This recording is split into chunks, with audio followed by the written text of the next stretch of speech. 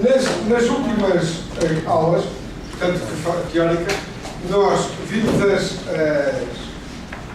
as séries de Taylor, vimos como é que discretizávamos cada uma das derivadas com as séries de Taylor, vimos que tínhamos uma série de possibilidades de fazer isto, vimos que as primeiras derivadas eram sempre o valor da função num ponto menos o valor da função no outro ponto a dividir pela distância, e consoante o ponto, os dois pontos estavam do lado direito que nós queríamos, tínhamos, portanto,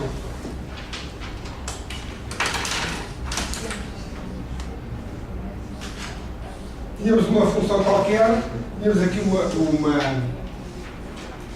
um ponto qualquer x, e se quisermos a primeira derivada, nós sabemos que é a tangente,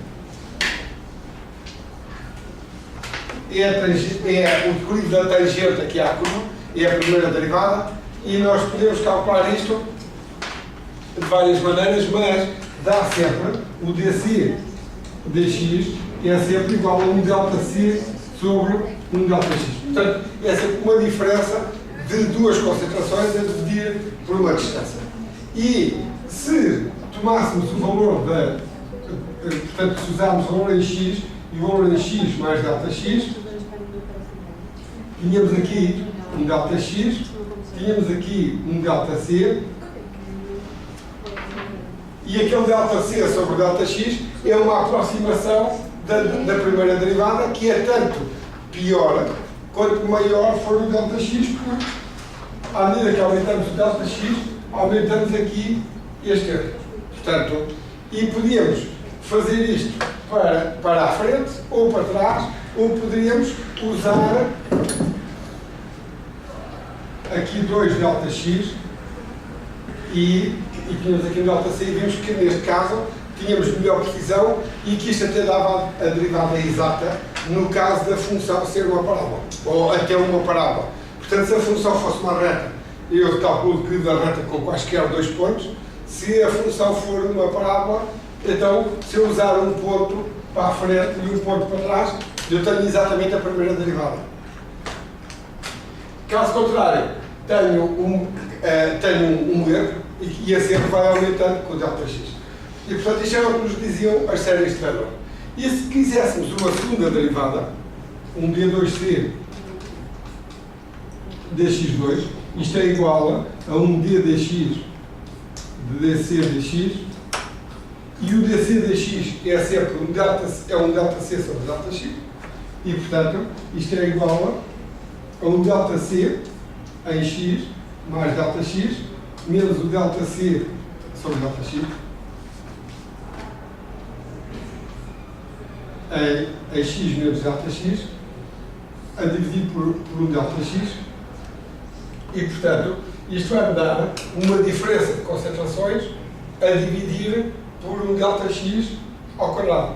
E, portanto, vimos que isto dava aquela equação que estava ali embaixo.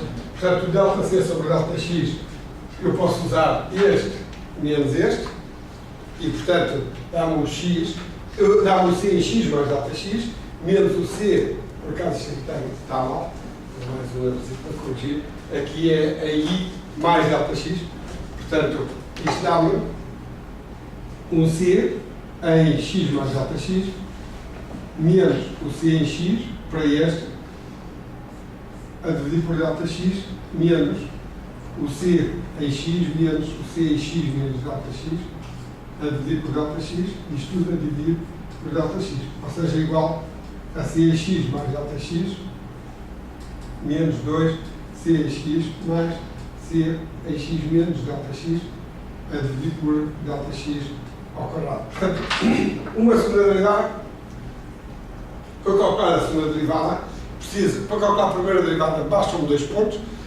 Consoante o par de pontos que eu escolho é a precisão que eu vou ter. Se eu quiser uma segunda derivada, preciso sempre de 3 pontos, porque a segunda derivada, vocês lembram-se que é a concavidade, e para eu saber a concavidade de uma curva, eu tenho sempre de olhar para 3 pontos. Se eu olhar só para 2 pontos, não fico a saber nada sobre a concavidade. E, portanto, isto é uma maneira matemática de nós chegarmos a resultados. E depois, combinando Então, substituindo a derivada no tempo, a primeira derivada no espaço, a segunda derivada no espaço, nós ficamos com todos os termos que nos aparecem nas equações, numa equação de reflexão de divisão. E, portanto, chegávamos a equações deste tipo. E portanto, podíamos ter equações com precisão de primeira ordem, no tempo, e aí tínhamos um método explícito, que era o mais fácil de fazer, ou podíamos ter um método implícito, ou Kate-Nicolson, que era um método com precisão de segunda ordem no tempo. Portanto, eu em vez de calcular, quando eu calculo a precisão, quando eu faço as contas com precisão de primeira ordem no tempo, eu digo que o C, num ponto qualquer em T mais delta T, menos, portanto, a derivada temporal, eu calculo uma derivada temporal, é uma primeira derivada, portanto, é sempre obtida usando dois pontos, a concentração num ponto, T mais delta T, menos outro ponto, concentração em T, portanto, em vez de olhar aqui para isto como sendo X, eu olho para isto como sendo tempo, e, portanto, uma primeira derivada é sempre uma diferença de duas quantidades, e isto tinha precisão de primeira ordem, se fosse explícito, e quando é explícito, todas estas derivadas são calculadas no instante, ou todas esta derivada é calculada no instante t. E sendo a derivada calculada no instante t, isso significa que todos os termos que vão aparecer na minha equação, portanto, são também calculados no instante t. Portanto, a minha equação é dc dt mais um dj, dc dxj, igual a d dxj, de uma difusividade dc dxj mais f menos p. E, portanto, se eu calcular esta derivada no instante t, portanto, se eu calcular isto usando o método explícito, então toda esta equação vai ser calculada no instante t. E calcular toda a equação no instante t significa o quê? Significa que quando eu vou calcular uma primeira derivada, que é uma concentração num ponto, menos a concentração no outro ponto, eu vou fazer as contas usando a concentração num ponto x, por exemplo, em t, menos a concentração num ponto x menos delta x, em t também, a dividir por delta x. Portanto, isto é a minha primeira derivada. E, portanto, se o método for explícito, ou se todas as concentrações aparecerem no instante t, isto significa que eu estou a usar um método explícito. É um método onde eu conheço todos os valores e, portanto, eu posso fazer a conta explicitamente. Portanto, é só somar, é só fazer as contas, multiplicar, subtrair e somar. Portanto, neste caso, tenho um método explícito. Mas eu poderia também usar, para calcular esta derivada, diferenças centrais no tempo. E, portanto, eu quero calcular o valor da função no instante t e vou usar o valor à frente e o valor atrás. E, portanto, posso fazer isto. E eu poderia calcular o dc dt como sendo igual ao c em t mais delta t, menos o c em t menos delta t, sobre 2 delta t. Este método, e portanto eu podia fazer isto, e calculava o valor da função no instante t, portanto este x agora é t, calculava o valor da derivada no instante t, usando o valor à frente, que é a minha incógnita, e o valor no passo-tempo anterior, portanto que era em t menos delta t. E então, neste caso, isto seria mais um vj em t que multiplica o c em t no ponto x menos o c em x menos delta x no instante t sobre delta x igual a qualquer coisa. Portanto,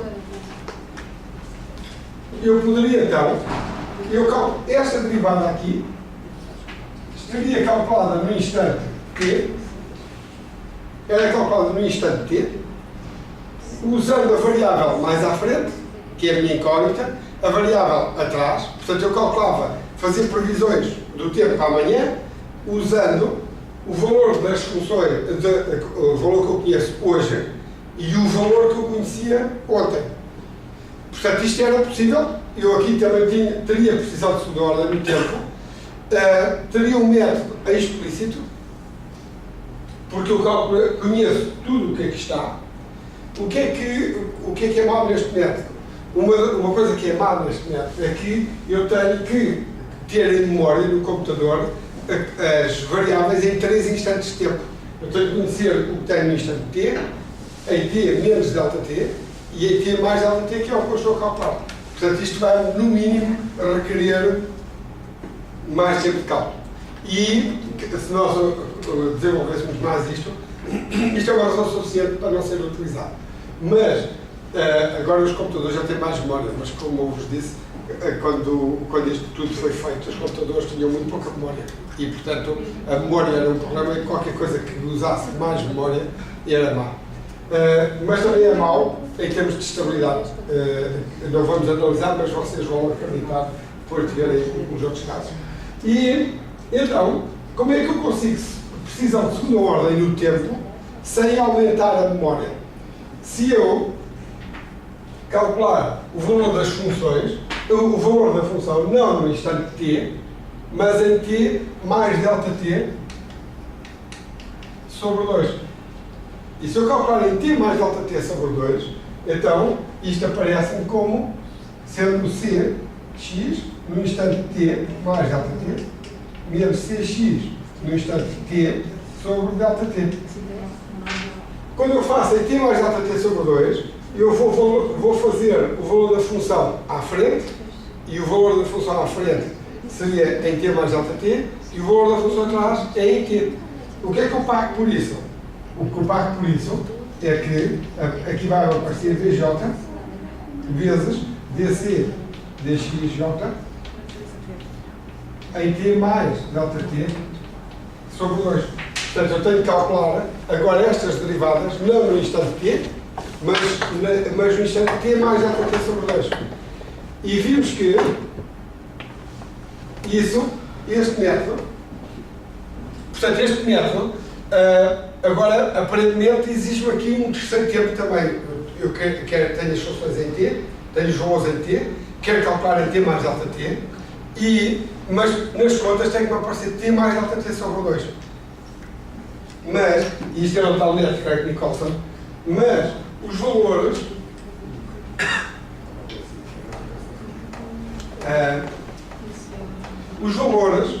em t mais ΔT sobre 2, eu posso calculá-los em função do valor em t e do valor em t mais ΔT. E, portanto, uma forma que expedita é dizer que a concentração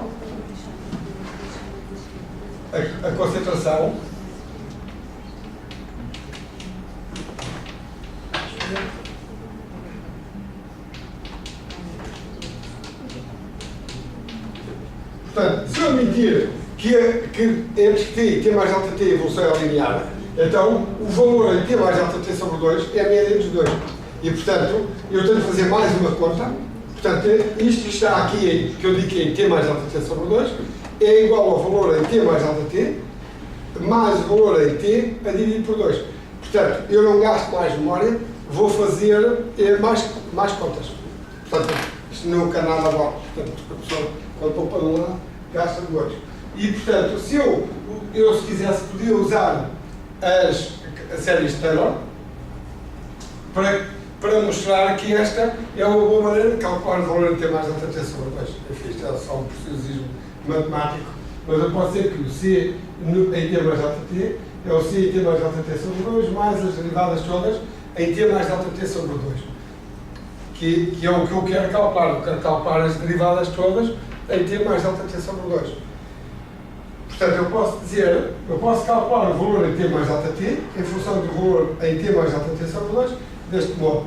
E o valor em t também como uma função do valor em t mais ΔT sobre 2 e das derivadas. E então, quando eu fazia a subtração destas duas equações, obtinha uma expressão para a primeira derivada. Se eu fizer a soma desta equação mais esta equação, eu fico com uma expressão que me dá o valor da concentração em t mais ΔT sobre 2 igual à média dos dois valores mais derivadas que estou a multiplicar por ΔT sobre 2 ao quadrado. Portanto, é que o valor médio de uma função é mesmo o valor à frente mais o valor atrás sobre 2, se eu tiver só derivadas até à segunda derivada. Portanto, se for até à segunda derivada, esta é a minha maneira de calcular. E então, eu depois posso substituir isto tudo na equação e se eu olhar para a equação, agora abstraindo um bocadinho a forma da equação, eu vejo que, portanto, nós vimos ali que tínhamos, podíamos fazer então as contas de várias maneiras, usando diferenças centrais, diferenças afim, diferenças de alumínio para a primeira derivada. Portanto, a primeira derivada podia ser calculada de várias maneiras. Para a segunda derivada só vimos uma maneira, eu não falei de nenhuma mais, porque vou-vos mostrar que fisicamente aquela é a boa maneira de calcular. E para o tempo, eu posso usar métodos explícitos, ou posso usar o método de Craig-Nicolson, portanto semi-implícito, ou posso usar também o método puramente implícito, que eu também não falei, mas vou falar a seguir e vou-vos mostrar que não, é um método que não traz nenhuma vantagem e, portanto, normalmente ninguém utiliza.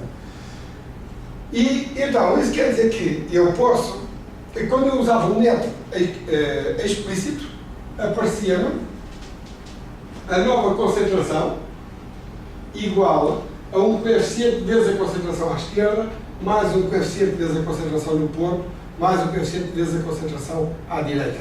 Portanto, a primeira derivada fazia aparecer 2 pontos, o ponto mais um ponto vizinho, ou então os 2 pontos vizinhos. A segunda derivada faz-me aparecer o ponto e 2 pontos vizinhos, e, portanto, eu posso sempre reorganizar a equação, ou arranjar a equação, pondo em evidência os coeficientes que multiplicam cada uma das concentrações, e a minha equação pode ficar sempre, se fosse explícito, este F seria 0, este E seria 0, e ficava só a concentração em T mais delta T, igual a um coeficiente que multiplica pela concentração à esquerda, mais um coeficiente que multiplica pela concentração do ponto, mais um coeficiente que multiplica pela concentração à direita. Portanto, um ponto, basicamente, é dizer que a concentração, se eu puser aqui o tempo e puser aqui o espaço, eu tenho aqui uma concentração num ponto qualquer I, no instante T, e se eu quiser calcular a concentração no ponto I em T mais delta T, esta nova concentração vai ser função da concentração que eu tinha no instante anterior e é a função da concentração que eu tinha aqui à direita e à esquerda. Está certo? Portanto, a concentração num ponto depende dos vizinhos e depende do instante anterior. Portanto, a quantidade de nuvens que eu vou ter aqui, daqui a mais um bocado, vai depender das nuvens que eu tenho aqui agora, que eventualmente não saíram de cá, e das nuvens que estão aqui na zona de Lisboa, que o vento pode trazer para cá. Portanto, a concentração num ponto depende do próprio ponto, no instante anterior, e depende daquilo que eu trouxer dos vizinhos. E, portanto, se depende dos vizinhos, eu vou ter na equação essa dependência na forma de um termo deste tipo. Um D para a esquerda e um F para a direita. E essa dependência vem de onde? Essa dependência vem da advecção, é a velocidade que me transporta o material de uma zona para outra zona. Portanto, é assim que é uma das formas do que nós temos aqui de depender dos vizinhos. Portanto, quando os folhos da meteorologia, que é uma coisa que eu de manhã, quando estou a tomar um pequeno almoço normalmente, ou está a dar resultados do futebol de ontem, ou então o neto que bateu na avó, na véspera, ou então a meteorologia. E, portanto, na meteorologia, quando eles mostram que tem lá sempre aquela interface, que normalmente as pessoas das interfaces chamam uma interface tangível, que é uma interface onde a pessoa toca e, portanto, a pessoa vai lá com aquele plano ou a forma que está a apresentar aquilo, vou lá e carrego no R e mostro a zona norte do país, depois carrego no C e mostro a zona C, depois no S. E aquilo tem um processamento de imagens, portanto, tem uma câmara que está a ver o que é que o indivíduo está a fazer e quando ele vai pôr a mão naquele sítio, ele já sabe que tem que mudar. Portanto, aquilo não tem nenhuma ligação, é só mesmo uma câmara que faz aquilo. É um dos produtos, penso que seja um dos produtos da iDreams, que é uma empresa que deixa um câmara nova. E eles, a primeira coisa que eles fizeram daquele tipo foi, há uns anos, numa exposição na Corredoria Nacional, em que as pessoas tinham uma máquina e a pessoa queria pôr uma descarga de uma fábrica e pegava numa bola de moedas e punha lá no sítio. A partir daí, depois de um quilo, estava a correr um modelo assumia ali uma descarga. E, portanto, é uma interface tangível. Portanto, quando a senhora vai lá mostrar, então aqui o que é que mostram? Mostram uma imagem de satélite e mostram as superfícies frontais, lá nos Açores, as depressões que estão alguns aí para a Europa e depois as superfícies frontais com nuvens e o vento que leva as nuvens para uma zona qualquer. E quando o vento leva as nuvens, leva a chuva. E, portanto, a pessoa já sabe que se a velocidade trouxer nuvens do Atlântico para aqui, nós já sabemos que vai mesmo chover, porque vem nuvens e provavelmente vai chover.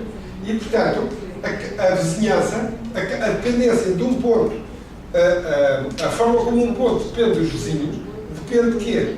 Depende da velocidade e, eventualmente, depende da difusividade. Portanto, são as duas maneiras de um ponto depender dos vizinhos. Portanto, a velocidade afeta a primeira derivada, o termo adjetivo, a difusividade, a segunda derivada. Portanto, os coeficientes que aqui estão, o D, o E e o F, são os coeficientes que nós obtemos daqui do termo de advecção e do termo de difusão. E, portanto, então, se o método for explícito, eu só tenho a nova concentração igual àquilo. E este 1, se vocês forem ver aqui para trás, vem da derivada temporal. Portanto, a nova concentração vai depender da velha, portanto é 1 vezes a que lá está, vai depender da velha, mais qualquer coisa. Se eu tiver um método que seja, se eu tivesse um método implícito, portanto, se o método fosse implícito e não explícito, portanto, se for explícito, eu aqui deste lado só tenho esta concentração e depois só tenho termos daquele lado. Se o método fosse implícito, ele não dependia do que estava nos vizinhos antes, mas vai depender só, depois isso fica aí tudo gravado, essa conversa, ainda agora vocês estão a falar aí ao pé da coisa, toda a gente vai saber o que vocês estavam a dizer. Não era nada de mal. Aqui as paredes têm que ouvir. E, portanto, se o método fosse implícito, então um ponto só iria depender dos vizinhos. Portanto, se o método for implícito, um ponto, a nova concentração vai depender da velha e vai depender dos vizinhos, mas não do valor que lá estava antes, mas do valor que lá vai estar. E, portanto, significa que nesta equação, aqui é que vai aparecer zero, aqui e ali, e só vou ter este lado da equação. E se o método for semi-implícito, então eu tenho estes coeficientes todos aqui. E portanto, a equação fica a equação mais simples. Professor, no método implícito, nós estamos a depender das vizinhanças no T que nós estamos a calcular. Isso não traz mais erro? Isso tem o problema de precisão. Portanto, nós vimos que o método explícito tinha precisão de primeira ordem no tempo. E o método implícito também tem precisão de primeira ordem no tempo. E o método semi-implícito tinha precisão de segunda ordem no tempo. Portanto, o método semi-implícito é o método mais preciso. Portanto, na altura vimos que o implícito era tão impreciso, digamos, como o explícito. E tem mais contas. E não tem mais, tem mais contas e não tem mais precisão do que o explícito. E eu vou-vos mostrar depois que ele é mais estável, a vantagem que tem é ser mais estável, mas um método muito estável é perigoso em termos de resultados, porque a pessoa pode estar a cometer um erro muito grande e o modelo continua a dar resultados e a pessoa pensa que os resultados são bons e os resultados não prestam. Portanto, o método implícito normalmente não é bom. A pessoa usa um método explícito que é fácil de programar, ou quando usa um método mais complexo, usa um método semi-implícito porque é mais preciso. Portanto, normalmente a equação tem estes termos todos. E eu escrevi aqui D, o E e o F, e aqui também D, E e F, porque se vocês fizerem as contas, vocês vão ver que os coeficientes são iguais. Porque eu tenho, quando eu digo que a concentração em T mais alta T sobre 2 é a concentração em T mais a concentração em T mais alta T a dividir por 2, e aqui nestas derivadas aparece este termo em T mais o termo em T mais alta T. E aqui também em T e T mais alta T.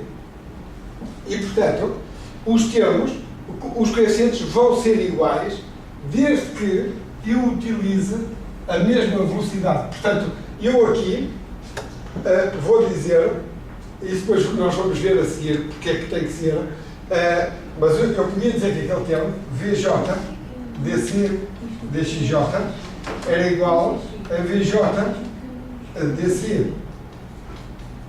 Isto aqui mais alta, atenção, dois.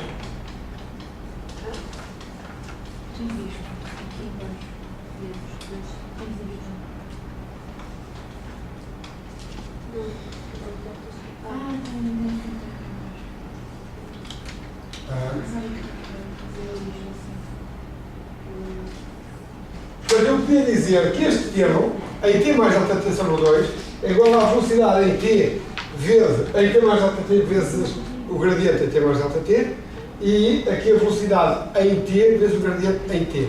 E, portanto, esta velocidade não seria igual a esta, seriam diferentes. Se elas forem diferentes, acolá já não aparece o D que aparece do lado esquerdo, já não é o mesmo D do lado direito. Mas isso aí nunca faz sentido em termos, ou faz, vai dar normalmente origem a métodos que não são conservativos, é um pouco perigoso. E, portanto, o melhor que nós temos a fazer aqui é usar a velocidade média naquele intervalo de tempo. Portanto, usar a mesma velocidade para multiplicar esta derivada em T mais alta T e a derivada em T. Isso vou-vos mostrar a seguir. Isso tem, além disso, tem a vantagem dos coeficientes serem os mesmos e, portanto, são menos contas. Quanto menos contas nós tivermos que fazer, mais rápido é o modelo. Se vocês pensarem que o modelo pode ter 100.000 pontos de cálculo, portanto, cada vez que vocês decidirem fazer mais uma operação por ponto, então são mais 100.000 operações vezes o número de iterações. Portanto, se vocês tiverem que fazer 1000 iterações para progredir, isto dá-vos logo milhões de operações. Professor, só uma coisa, mas também está para coisas muito específicas, é um bocado distante, que este tipo de modelos assim. Se considerarmos a velocidade média no momento anterior e no momento que a gente pode calcular, é um bocado, parece a mim, um bocado distante mais para essa situação. Eu vou-vos mostrar depois o que é que isto, na próxima aula, sexta-feira, eu espero que já chegamos aí. Não é porque esta equação é válida, é uma equação diferencial. E, portanto, para obtermos a equação diferencial, nós tivemos que fazer convergir o espaço e o tempo, o espaço para um ponto, portanto, o ΔX, quando este ΔX tende para zero, isto é mesmo a derivada. E quando o ΔT tende para zero, quando o ΔT, que não está aqui escrito, tende para zero, isto é a mesma derivada no tempo. Portanto, esta equação diferencial é válida num instante de tempo e num ponto. E aí ela é válida. Quando nós vamos fazer as contas, quando nós vamos para um modelo, nós temos um ΔT pequeno, mas que é sempre pode ser de minutos, enfim, e portanto, nós queremos passar do estado do tempo agora para o estado do tempo daqui a 2 minutos. E portanto, nós temos um tempo que é discreto e temos um espaço que é discreto, porque calculamos também as variáveis em alguns pontos. Portanto, a forma mais segura de nós fazermos isto é não partirmos da equação diferencial mas partimos do princípio de conservação. E é isso que eu vos vou mostrar a seguir. E, portanto, esta é a forma tradicional de fazer e a pessoa percebe rapidamente onde é que quer chegar. Depois vou-vos mostrar que a forma mais segura de chegarmos a este objetivo, de chegarmos a esta equação, é não a partir das séries de Taylor e da equação diferencial, mas a partir do princípio de conservação. Quer dizer, a taxa de acumulação no interior de um volume é o que entra, mais o que sai, mais, é o que entra menos o que sai, mais o que se produz, menos o que se destrói. O que entra e sai pode entrar e sair por advecção ou difusão, e depois tem fontes e poços. E se eu fizer isto, se eu partir do princípio de conservação, eu percebo muito melhor o que é que estou a fazer. E até percebo muito melhor qual é o papel aqui desta velocidade a multiplicar pela derivada. O papel desta velocidade é inequívoco quando estamos a falar de um ponto e de um instante. Aí eu não tenho problema nenhum. Estou a falar de um instante e de um ponto, simplesmente no modelo eu tenho, e a diferença entre o modelo e a natureza, uma das diferenças, a grande diferença entre o modelo e a natureza, é que na natureza o ΔT é zero e o ΔX é zero, e no modelo o ΔT são os minutos, os segundos, depende do modelo. Se eu estiver a trabalhar com um modelo de ondas, eu mostrei-vos na última sexta-feira um modelo de ondas, os molhos do Douro. Aquele modelo, aquelas ondas têm período para aí de 7, 8 segundos, e portanto o ΔT é décimas de segundo. E portanto é um ΔT muito pequenino. Portanto, eu tenho um ΔT que depende do processo que eu estou a estudar, mas é sempre de segundos, minutos e raramente é horas. Se forem modelos daqueles indivíduos que estudam geologia interna, nem sei muito bem, nunca olhei para esses modelos, mas o indivíduo que estuda o movimento tectónico das placas também pode conseguir chegar a equações e chegar a um modelo. E não sei se chegaram, se não, mas acredito que procurem um modelo, porque alguém conseguisse prever um tremor de terra, podia, enfim, não sei se ficava rico, se ficava pobre, mas é uma coisa que toda a gente tenta prever, ou pelo menos prever em que zonas é que pode ocorrer, mesmo não se consiga prever quando. Portanto, esse indivíduo, o indivíduo que trabalha à escala geológica, esse pode ter passos de tempo de um ano, porque isto são tudo coisas que ocorrem ao longo de muitos anos, e portanto, para um geólogo, o geólogo, se quiserem chatear o geólogo, dizem que ele mede o tempo com um erro de 1 milhão de anos, para ele está bem. Quando vocês olham para o relógio e aqueles 5 minutos, quando se diferença para 5 minutos para vocês já está mal, para um geólogo 1 milhão de anos ainda está bem. E portanto, ok, então, a equação é esta equação. Se o método for explícito, eu só tenho termos do lado lá, e se eu tiver diferenças centrais, este D que aqui está vai ser o ΔT sobre 2ΔX, que é o termo que vem, é D por 2ΔX, porque eu tenho diferenças centrais, e U ou V, a velocidade, vem do termo da advecção. Perdão. E tenho aqui deste lado o menos U ΔT sobre 2ΔX, portanto cá está a concentração em I mais 1, ou X mais ΔX, menos a concentração à direita, menos a concentração à esquerda, a advecção. Portanto, isto agora já está no segundo membro, por isso o sinal trocou. Portanto, e para a difusão tenho aqui 1, 2, 3 termos. E então, vimos que tínhamos dois números que nos apareciam, falámos do número de Courant e do número de difusão. O número de Courant é o ΔT sobre ΔX, e nesta expressão não é claro porque é que o número de Courant tem esta definição. E falamos do outro número, que era o número de difusão, que é a difusividade vezes ΔT a dividir por ΔX ao quadrado, que é o termo que aqui aparece. Portanto, o termo da advecção dá origem a um coeficiente, que é a velocidade a dividir por ΔX. Portanto, é a velocidade a dividir por ΔX, e vezes o ΔT. Portanto, quando eu multiplico a equação toda por ΔT, aparece um termo, que é, ou um coeficiente, que é a velocidade vezes o ΔT a dividir por uma distância. E na difusão aparece a difusividade vezes o ΔT e a dividir sempre por um ΔX ao quadrado. Porque a difusão é sempre derivada, dá um ΔX ao quadrado. E estes dois números, e ainda não é nada claro porque é que o número de difusão está bom, aparece aqui, aparece ali, portanto vocês percebem que até pode fazer algum sentido definir este número. O número de Courant, nesta equação não é claro, mas vai ficar claro a seguir. E portanto, eu posso escrever que a minha equação vai ser desta forma, os coeficientes são destes e vão ser sempre calculados a partir do número de Courant e do número de difusão. O número de Courant tem a ver com a convecção e o número de difusão tem a ver com a difusão.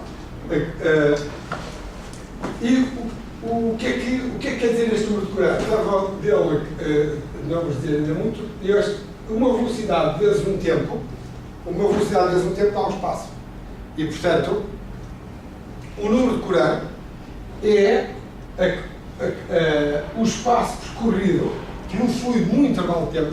Portanto, quando eu tenho qualquer coisa, tenho uma velocidade qualquer, eu tenho a tal superfície frontal que eu estava há um bocado a falar, tenho aquela superfície frontal, se eu souber a velocidade, se eu multiplicar a velocidade no meu intervalo de tempo por uma hora, eu sei que aquela superfície frontal vai percorrer uma distância qualquer. O número de Courant é o quociente entre essa distância, a distância percorrida num intervalo de tempo, e o passo da malha. Portanto, o que é que isto quer dizer? E vamos ver que isto aqui é crítico para as propriedades do modelo. Se eu tiver um sistema qualquer, um rio, eu ponho aqui qualquer coisa e isto percorre uma distância num intervalo de tempo que é U vezes ΔT. É a velocidade vezes ΔT. E se esta velocidade vezes o ΔT for inferior a 1, quer dizer que o que está nesta célula, no máximo, se fosse igual a 1, o que está aqui dentro desta célula iria passar para a célula seguinte e depois para a outra. Portanto, com o Courant igual a 1, eu passo o que está numa célula para a célula seguinte e depois dessa para a outra. Com o Courant menor que 1, eu vou repartir, isto não passa completamente, o que está aqui não passa completamente para ali.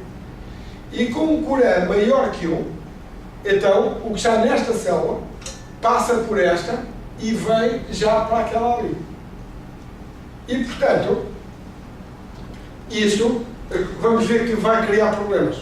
E vai criar problemas nos métodos explícitos, que eu digo que a concentração neste ponto, aqui por exemplo, só vai depender deste e daquele. Ou deste não, precisa deste aqui. A concentração neste ponto só vai depender deste e daquele. Ou se dizer de outra maneira, esta concentração só pode afetar este ponto e este ponto. Porque um ponto só é afetado pelos vizinhos. Se o número de Courant for maior que 1, então no intervalo de tempo o que está aqui vem até aqui. E já vai afetar um vizinho que está mais abaixo. E então isto não pode funcionar. E vamos ver que não funciona. Já agora só uma pergunta, mas relativamente a isso nós não podemos programar de modo é que quando o Courant é maior que 1 ele vai fazer a mesma coisa, mas para a célula vizinha. Podemos propagar isto. E como é que nós propagamos isso de forma automática? Propagamos isso de forma automática com um método implícito.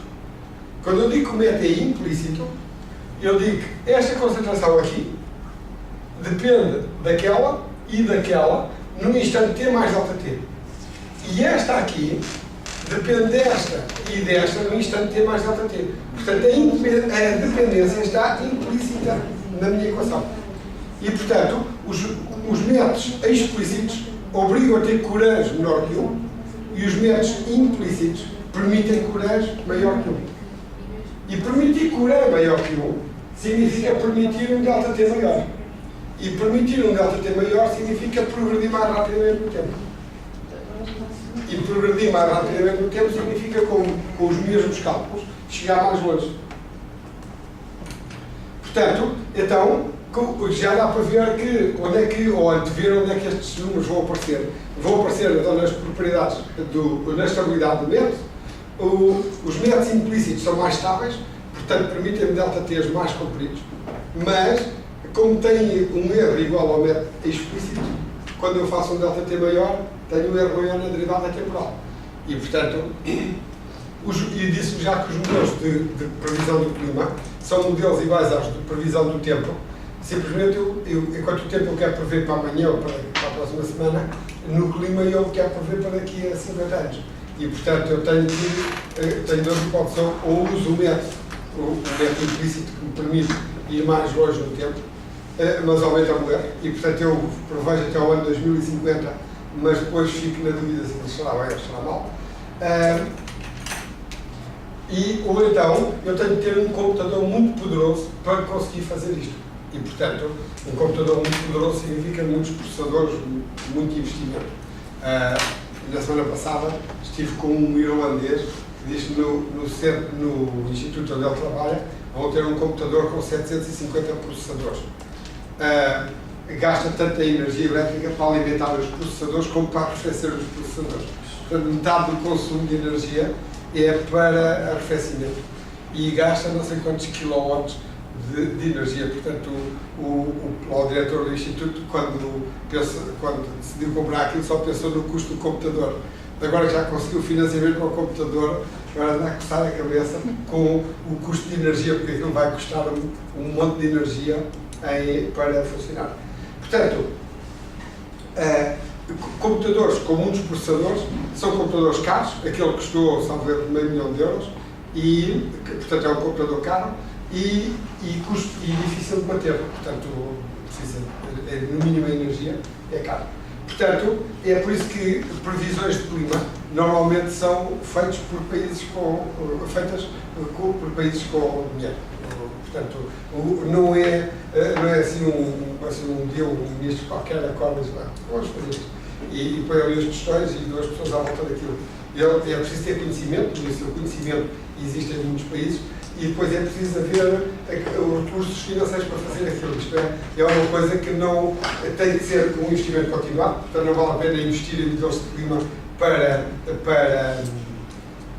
durante 2 ou 3 anos.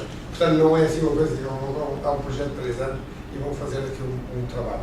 Um modelo de clima precisa de muitos anos de trabalho, porque isto é um processo com muitas incertezas, e precisa de muitos meios. E é por isso que só alguns países é que aparecem aí nas notícias.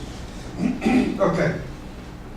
Portanto, se eu fizesse o método Apoínda, então o outro era diferenças centrais. Se eu fizer o método Apoínda, portanto, com derivadas de primeira ordem no espaço, eu tenho uma equação também do mesmo tipo, e agora a minha equação passa a ser esta, os coeficientes são estes. Portanto, eu vou pôr isto na internet, não pus antes de sair, mas vou pôr agora. E agora aqui já se percebe bem o número de Courant e o número de difusão. Portanto, aqui eles já estão...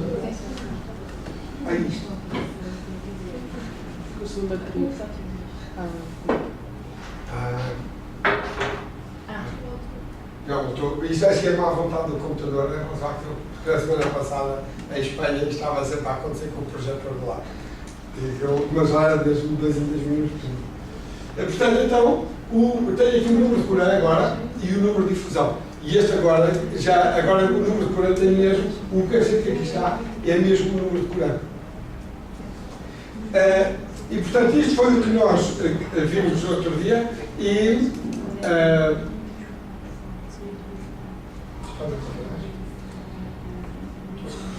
não sei se nós já estou a demorar muito tempo nesta revisão, digamos, mas eu estou a ver pela vossa cara que o tempo faria falta gastar este tempo. Eu não sei se cheguei a projetar este slide. Se calhar não. Ok, então, portanto, nós temos vários métodos, agora temos de ter um critério qualquer de escolha. Eu, para escolher, se eu tivesse um método que fosse sempre bom, então eu usava sempre aquele. O facto de eu estar aqui a falar de vários métodos já dá para vocês verem que, de certeza, que não há um que seja melhor, porque senão dava-se aquele método e acabava. Portanto, qual é que é o meu método? Eu diria, se o erro de truncatura fosse o único indicador, o melhor método seria o Craig-Nicolson, que tem precisão de segunda ordem no tempo, e diferenças centrais para a detecção tem precisão de segunda ordem no espaço. Portanto, se eu quisesse ir às séries, se o único critério fosse eu ir às séries de Taylor e ver o que é que tinha portanto, qual era a discretização que tinha mais derivadas, ou que era, portanto, tinha menor erro de truncatura, então o melhor método seria Craig-Nicolson e diferenças centrais. Não há dúvida. Tem precisão de primeira ordem no espaço e no tempo. Mas este não é o único critério. E nós temos de ir agora à componente física. E os modelos matemáticos são modelos matemáticos por oposição aos modelos físicos. Os modelos físicos são coisas que a pessoa pode ver, como os físicos são laboratórios, digamos, ou fazem-se em laboratório, e são físicos que existem, ou é um aquário onde eu ponho qualquer coisa, portanto, são coisas que existem fisicamente. Os matemáticos são matemáticos porque são equações. Mas, no entanto, não são os matemáticos que fazem os melhores modelos matemáticos. E porque os modelos matemáticos, as equações, traduzem processos físicos, ou biológicos, ou químicos, ou o que é que seja.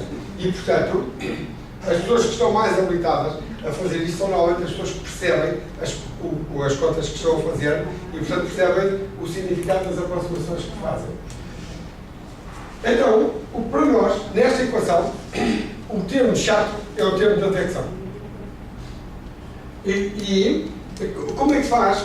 Portanto, se o termo da detecção é o mais chato, o termo de difusão funciona sempre, mesmo que eu não perceba bem porquê, mas ele funciona sempre. Então, para nós, aquilo que eu vos disse em mecânica dos fluidos aparece aqui na advecção e na difusão. Então, o que é a advecção?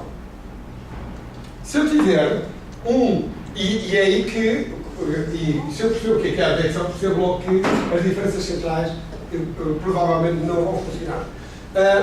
Então, o que é que a advecção faz? Se eu tiver aqui esta mancha, se a velocidade for para este lado, esta mancha, que zonas é que ela pode afetar por advecção? Só pode afetar esta zona aqui. Portanto, o termo de advecção não pode afetar, pela advecção, este ponto não pode afetar aquele. Porque a advecção, por causa de uma propriedade que se chama normalmente a propriedade transportiva, e portanto a informação só é transportada de montante para jusante. Isso é uma característica da advecção. Ora, quando eu calculo a advecção neste ponto, usando diferenças centrais, não estou aqui, quando eu digo que o termo de advecção aqui é esta concentração menos aquela concentração a dividir pela distância, este ponto está a ser afetado por um ponto que está a jusante. Ora, o ponto que está a jusante não pode afetar este. Por advecção, este ponto afeta aquele e este ponto é afetado por aquele. E nunca pelo que está a jusante. Quando eu calculo a derivada usando este ponto aqui, isto vai ter que dar problemas. E, portanto, as diferenças centrais não respeitam esta propriedade da advecção. O apoindo já respeita. O apoindo, o que é que eu disse? Eu disse que a derivada neste ponto é o valor da função num ponto menos o valor à esquerda. Portanto, a derivada num ponto é o valor da função num ponto menos o valor à esquerda dividido pela distância. E isso aí, as séries Taylor são exatas se a função for uma reta. Caso contrário, não é exato. E tem um erro, é o que dá maior erro, corto logo a segunda derivada. No entanto, só este método é que me respeita a propriedade transportiva. Porque o que se passa neste ponto só pode ser afetado pelo que está atrás e não pelo que está à frente. Se eu for buscar a informação à frente, estou a violar a propriedade transportiva. Por outro lado, se eu não for buscar a informação à frente, então eu vou ter erros maiores, porque eu sei que a primeira derivada, se esta função for esquisita, a primeira derivada é calculada só com a informação que já atrás, provavelmente vai-me dar problemas também. E tudo isto se resolve quando? Tudo isto se resolve se eu usar um upwind e um Δx muito pequeno, porque à medida que o meu Δx diminui, eu vou-me aproximando da verdade. Portanto, porque a primeira derivada é a concentração num ponto, menos a concentração à esquerda, a dividir pela distância, quanto a distância que tenho de fazer. Isso é a primeira derivada. Ok? Então vamos ter, os métodos vão ser função de quê? O meu método é a função de quê? O meu método é aquele que tem o menor erro de truncatura e que respeita a física do problema que eu estou a estudar. Na difusão, porquê que não há problema? A difusão diz-me, o termo difusivo diz-me que o que se passa neste ponto vai ser função deste menos este dividido pela distância, menos este menos este dividido pela distância, e isto depois, feitas as contas, vai-me dizer que a difusão, neste ponto, depende das propriedades do ponto, do vizinho à direita e do vizinho à esquerda. E isto está certo. A difusão faz-se em todas as direções do espaço. A difusão só depende do gradiente de concentração. E, portanto, a difusão fica bem representada se for calculada em função das variáveis, dos valores no ponto e nos vizinhos. Quaisquer que sejam os vizinhos, porque a difusão só depende do gradiente. E, portanto, é por isso que nunca se fala a difusão nunca é um problema. E, portanto, todos os métodos numéricos usam esta expressão para a difusão. Então vamos ver um caso real. Real quer dizer, esquemático, mas que já está perto do real. Vamos supor que eu tinha um rio qualquer, um canal, e tenho aqui o escoamento e quero calcular aqui concentrações.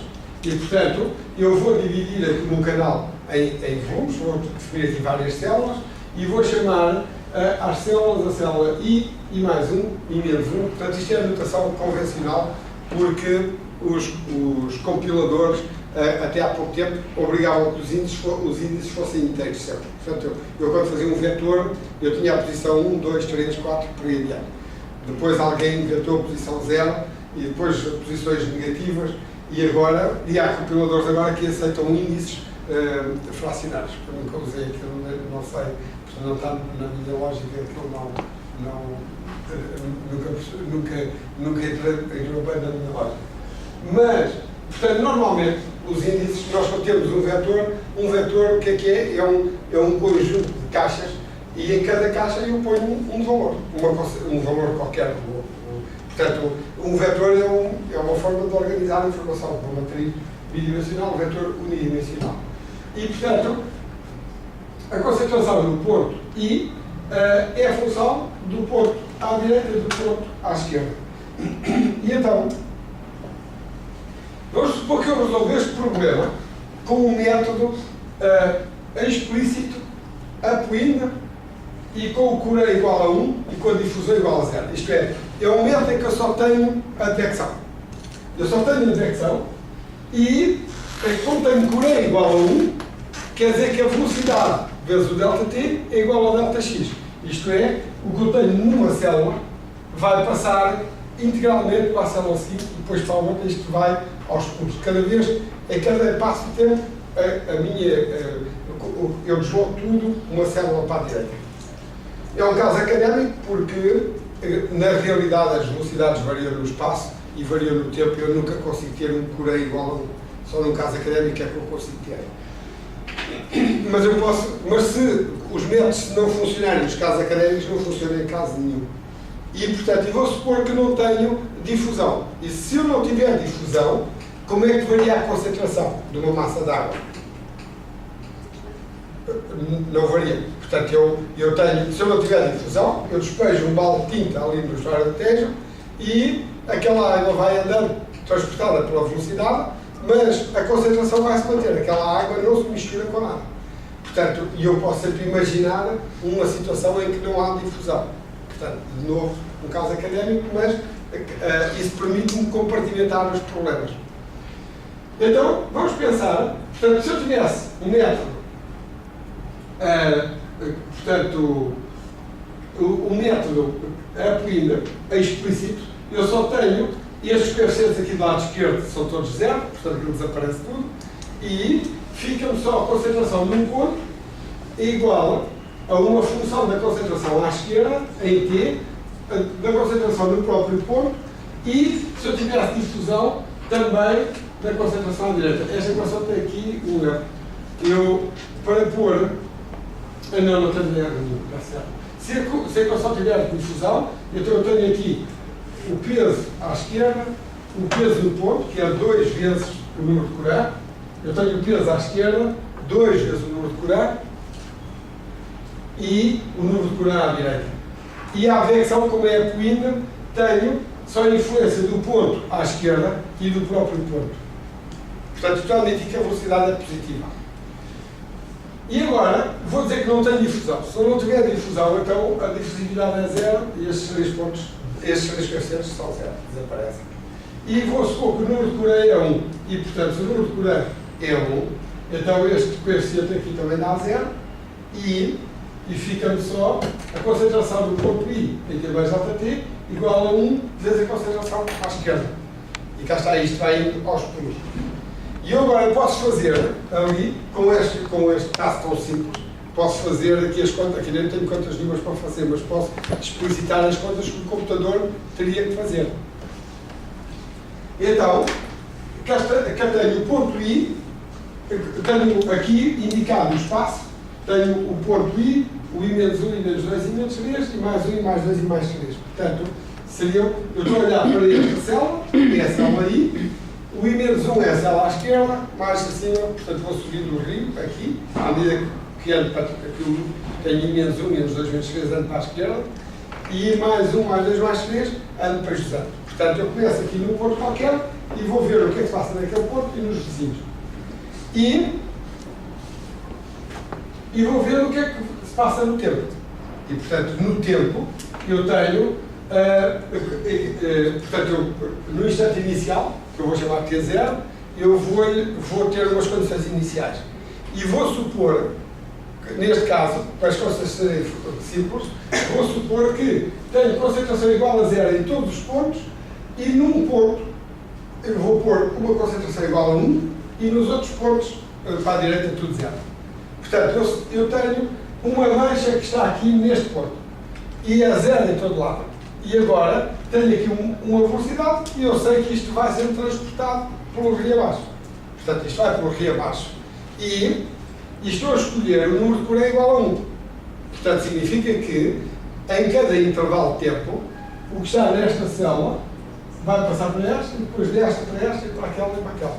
E, portanto, no instante 1, portanto, no primeiro instante de cálculo, o que é que eu devo ter? Devo ter a montante, deve continuar tudo a zero, no ponto I vai ficar zero, e no ponto I mais 1 vai ficar 1, e depois I mais 0.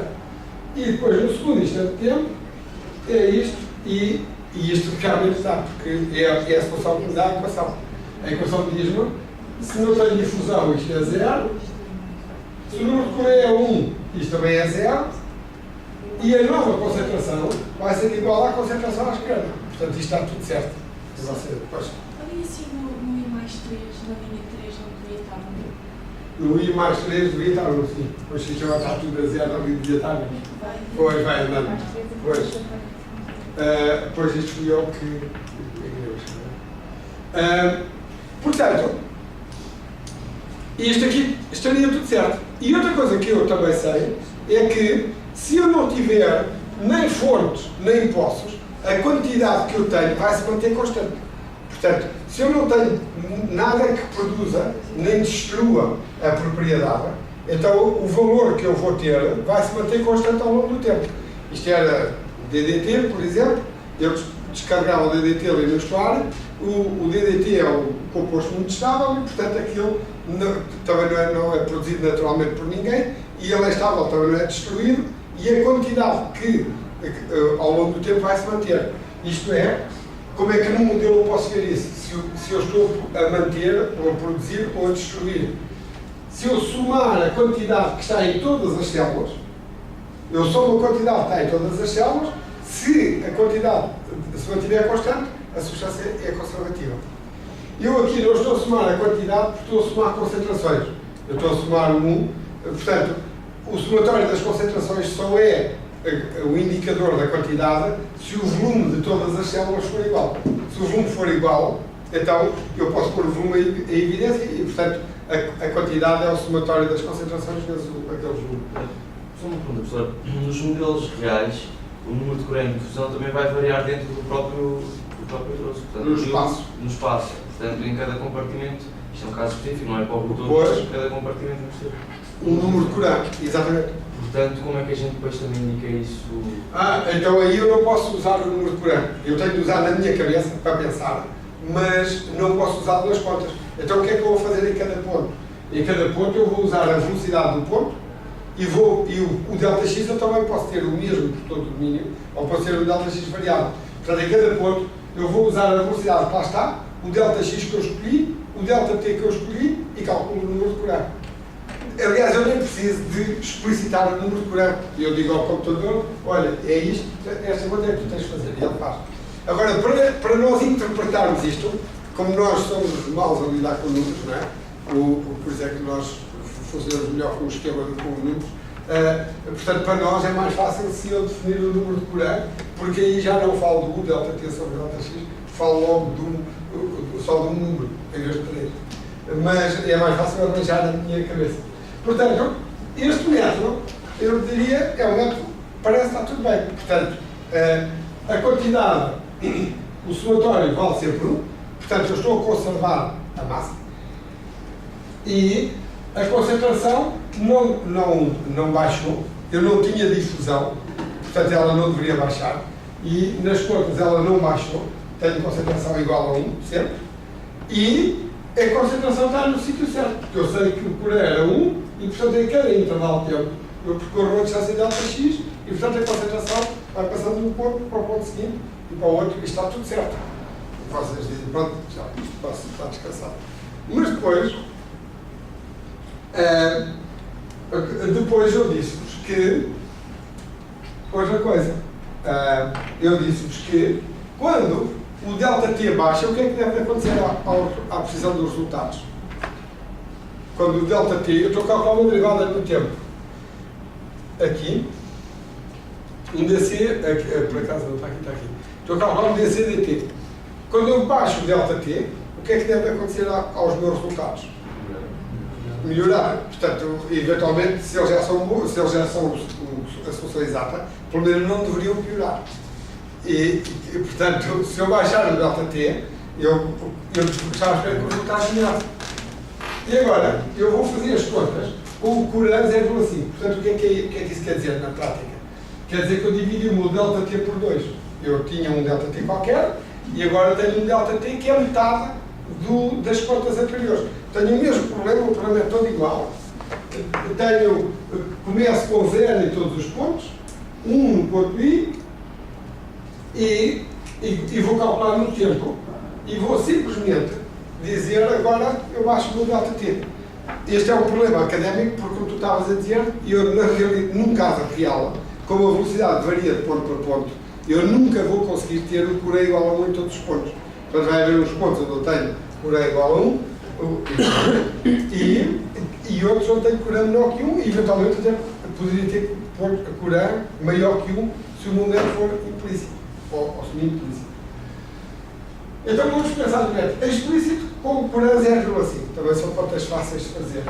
Então, no primeiro instante de tempo, eu vou ter portanto, a nova concentração no ponto I vai ser 0,5 vezes a concentração à esquerda, que era 0, mais 1 menos 0,5, dá 0,5 vezes a concentração no ponto.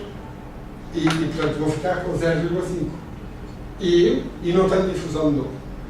E no ponto I mais 1, eu vou ter 0, que era o que lá tinha, mais 0,5 vezes o valor à esquerda. Eu tenho aqui 0,5. E então, no primeiro instante, a minha concentração passou de 1 para 0,5 e ficou dividida por 2 células. E se eu somar o total que tenho no meu rio, o valor total, a massa total que lá está, mantém-se. E depois, se eu for ao segundo intervalo de tempo, este 0,5 volta a ser, ou o novo valor volta a ser 0,5 vezes o que eu lá tinha, mais 0 que vem da esquerda e passa para 0,25.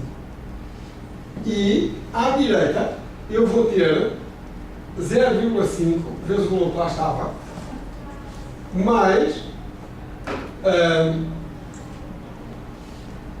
isto aqui, aqui está um sinal errado.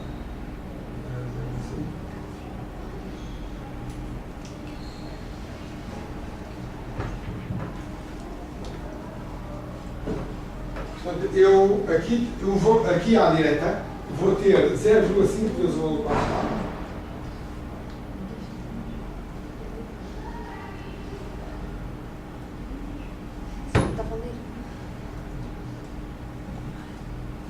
Aqui tem que ser. Aqui.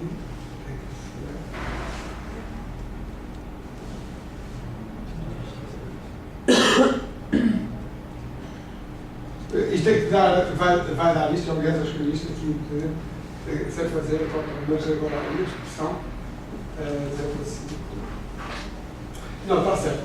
Vai ter lá 0,5 vezes o valor que lá estava. O valor que lá estava é 0,5. E 0,5 vezes 0,5 dá 0,25.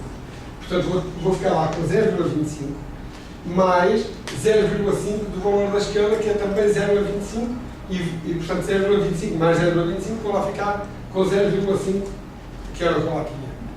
E à direita, vou ter 0 mais metade do que estava à esquerda, vou ter 0,25. E portanto, eu vou ficar com 0,25, 0,5, 0,25, e o somatório continua a dar 1. E depois, se eu continuar as contas por aqui abaixo, eu vou ver que no ponto I a concentração começou com o valor 1 e ela vai a descer, como eu estava à espera, a certa altura chega a 0. E no ponto I mais 1 tinha 0 e começa a receber contaminante e a concentração aumenta e depois o contaminante vai-se embora e a concentração diminui. E aqui é a mesma coisa, tinha 0, recebo, tenho o máximo e depois continua a diminuir. Isso são outros. E, portanto, isto qualitativamente está certo. E o somatório dá-me sempre 1. Aqui, por acaso, faltam termos. Faltam mais células. E já lá vamos então a esse aspecto. Mas, por princípio, comecei a ter 1 e depois comecei a ter valores, comecei a ter menos. Então, o que é que aconteceu aqui? O que aconteceu aqui é em tudo igual a um caso com difusão. Eu chego ali aos termos, despejo o balde de tinta, começo com uma concentração 1 e depois, à medida que o tempo vai passando, a concentração vai baixando porque há difusão. E, portanto, este é um problema igualzinho ao problema com difusão. A concentração vai abaixar.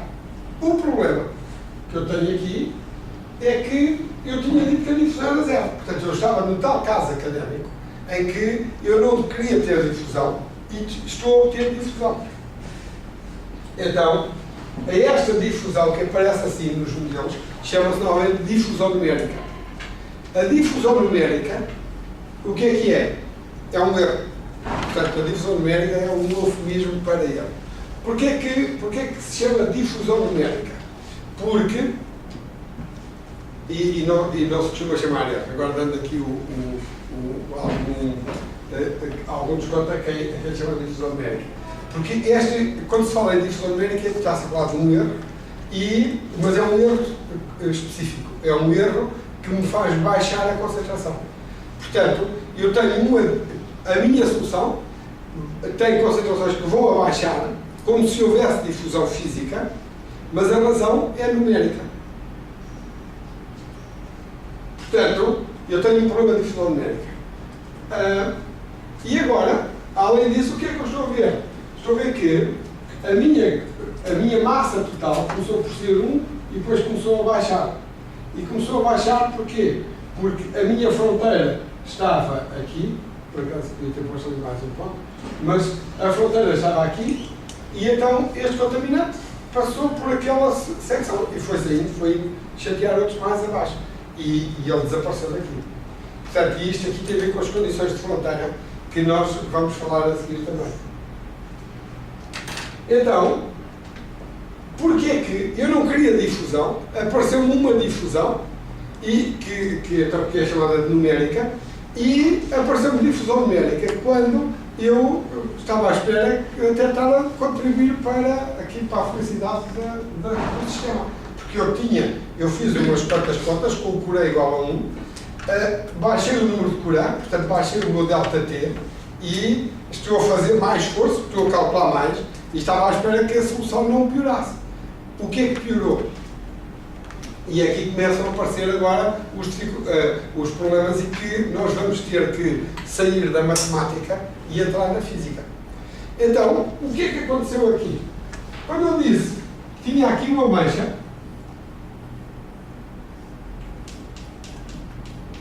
e como o Coré é 0,5, para onde é que esta mancha se deslocou?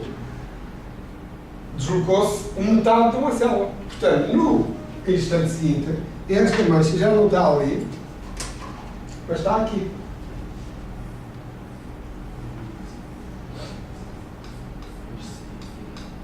Está aqui. E agora, o que é a concentração? A concentração é a massa que está dentro da minha célula a dividir pelo volume. E, portanto, eu tenho aqui metade da massa nesta célula, mas tenho o mesmo volume. E, portanto, eu vou ter uma concentração que é metade. E portanto, eu aqui violei uma definição que eu fiz. Aqui, a concentração é igual a quê? A concentração é a massa a dividir pelo volume, quando o volume tende a 0. Portanto, a definição de concentração que está nesta equação, que aquela equação tem ali uma série de definições, e uma delas é a definição de concentração. A concentração é igual, o que ele está é o limite, quando delta de vol tende para 0, do ΔM sobre ΔV, ou seja, igual ao dm de vol. A concentração que está ali é a derivada da massa em ordem ao volume. Esta é a definição de concentração. E é a definição que nós fazemos e que utilizamos sempre. E se vocês forem a um laboratório de química, que mede concentrações de tudo, o maior volume que vocês lá têm é um tubo de ensaio. Portanto, mesmo que vocês lá cheguem com um frasco qualquer, aquilo vai passar por um tubo de ensaio e depois, para garantir que isto e aquilo que vocês estão a medir é mesmo isto, o que é que fazem? O meu volume não é 0, o meu volume é o volume do tubo de ensaio, então eu agito o tubo de ensaio para garantir que tenha ali uma coisa que é uniforme. Ou então entram naquelas coisas eletrónicas de análise em que analisam para um milímetro cúbico ou qualquer coisa.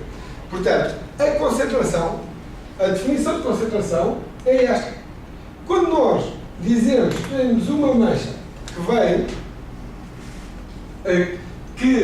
quando nós queremos representar isto, não com um volume que é 0, mas com um volume que é igual ao volume da mancha, assim que nós deslocamos a mancha um bocadinho para o lado, isto corre logo mal. E, portanto, foi assim que eu passei no primeiro instante a concentração de 1 para 0,5. E no segundo instante, e o que é que fiz, que contas é que eu fiz no modelo? Eu disse que a concentração neste ponto, que era esta massa a dividir por este volume, e aqui a mesma coisa. Portanto, esta massa, que estava aqui, que ainda veio aqui fisicamente, no modelo ela já veio até aqui. E como já veio até aqui, já se pode passar para aquela célula dali. E, portanto, eu estou a propagar a informação mais depressa e estou sempre a baixar a concentração. E E portanto tenho então aqui um problema de difusão numérica. Isso acontece lá à frente e para trás também. Aquela fronteira da mancha do lado esquerdo. E ela vem até aqui. Ainda está atrás.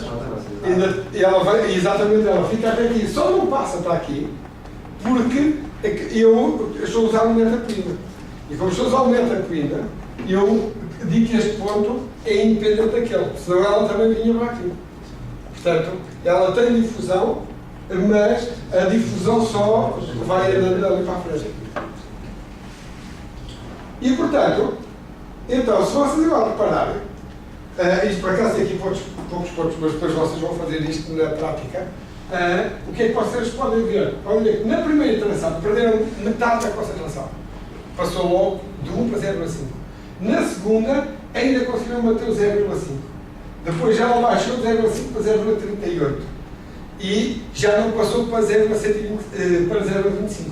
Ela foi baixando, ela começou por baixar muito e depois começou a baixar cada vez menos. Porquê? Porque quando a mancha começa a ficar mais comprida, o ΔX começa a descrever melhor a mancha. Portanto, quando a mancha fica com o dobro do comprimento, aquela malha já é melhor. E então, o que é que eu deveria fazer aqui para reduzir a difusão numérica? Qual foi o problema? O problema foi a mancha ter a mesma dimensão da célula. Portanto, se eu vier aqui e fizer muitas células, se eu puser uma malha muito fina, então eu vou ter este problema, de qualquer modo, mas só vamos supor que a mancha tinha este tamanho e eu agora punha aqui 50 células. Então eu vou ter este problema só na primeira célula e na última. Nas outras, a concentração igual a 1 iria manter sempre, porque o que entrava era igual ao que saía. Portanto, então, o meu ΔT deve ser o mais pequeno possível.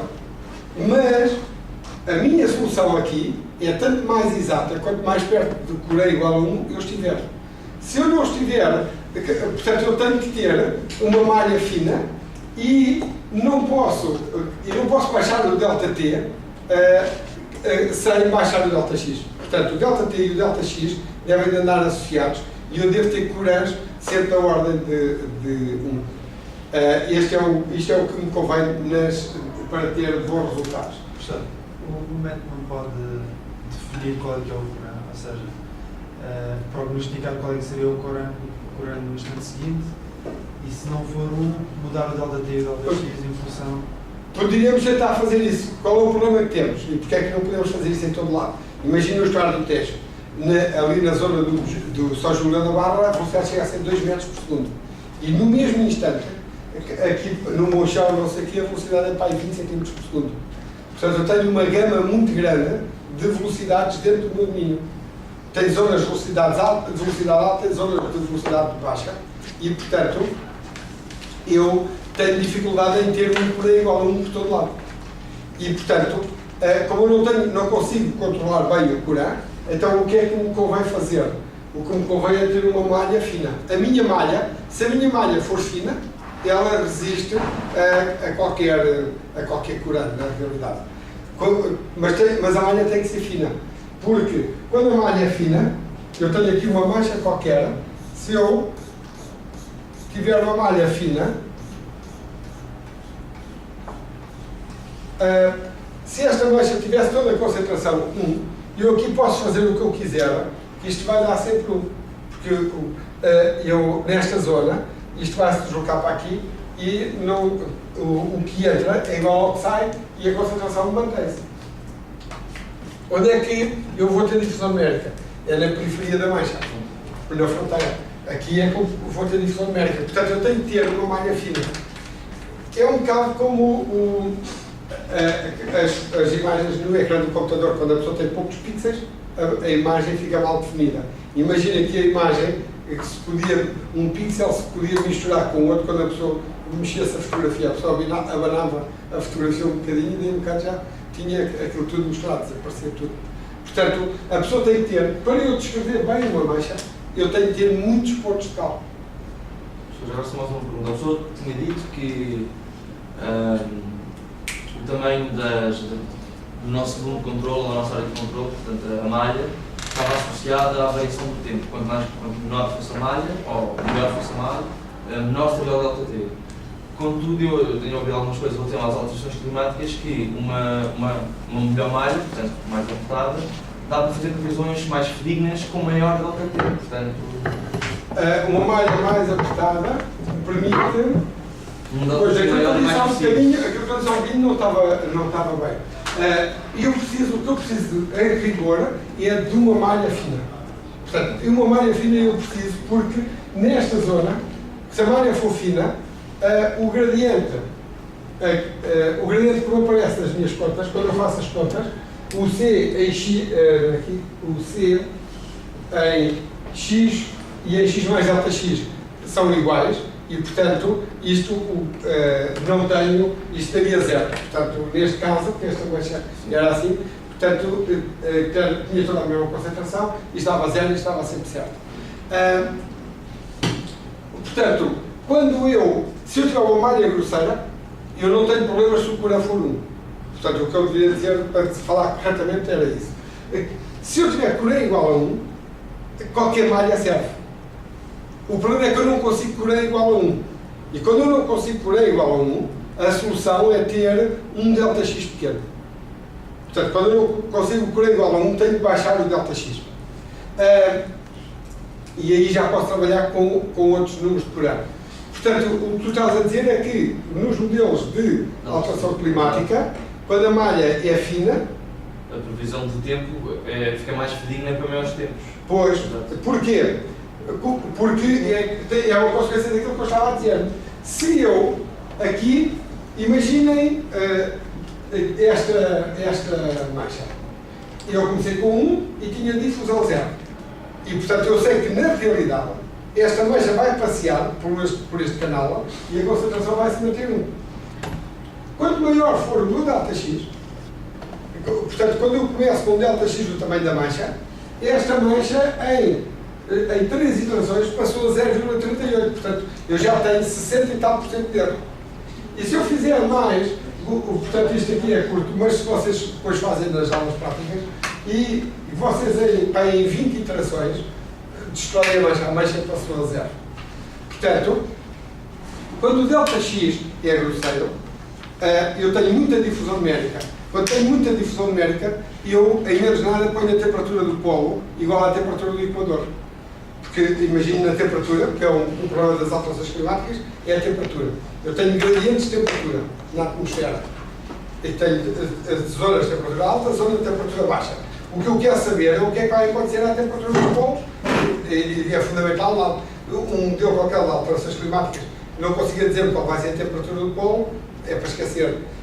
Porque é de lá que vêm os problemas, aumenta a temperatura, o gelo, tal. E, portanto, se eu tiver difusão numérica da temperatura, acabo com tudo, em menos de nada. E, portanto, eu quero alterações climáticas à escala dos 30, 50 anos. E, portanto, tenho que ter uma malha muito fina. Então, portanto, temos mais ou menos esta conclusão que o ΔX compensa a extensão do ΔT, como está na própria, está em denominador cá em baixo. Eu não ponho as regras assim. Para já, porque é isso que eu vos quero mostrar, é que o que é preciso é a pessoa ver onde é que está a cometer o erro e depois ver como é que resolve o erro, em vez da pessoa dar um passo, um salto generalizado. E, portanto, aqui violámos uma coisa, que foi a definição de concentração. A concentração define-se num ponto. Então, nas minhas contas, eu tenho que ter, os meus volumes têm que ser suficientemente pequenos para que esta aproximação seja verdade. Se eu faço volumes que são demasiado grandes, então, nesse caso, eu violo esta definição de concentração e depois, quem diz de concentração, de temperatura, do que for, e aquilo vai tudo para a escada. E, portanto, esse é o primeiro problema. E vou-vos mostrar que o número de Corão deve ser explícito, tem que ser sempre mais pequeno que 1, menor ou igual a 1, e nas diferenças centrais isto está a funcionar como está. Ok. Então sexta-feira continuamos com isto. Portanto, vocês depois perceberem isto, mas depois não têm dificuldade nenhuma.